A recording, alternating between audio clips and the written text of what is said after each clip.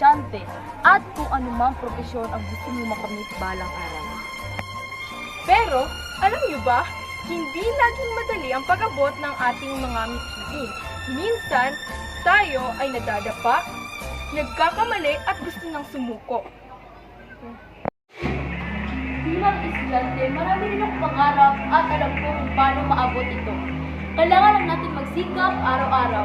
Kung may kaibigan ka na nawala ng pag-asa, payuhan mo lamang siya ng dyan ng Panginoon.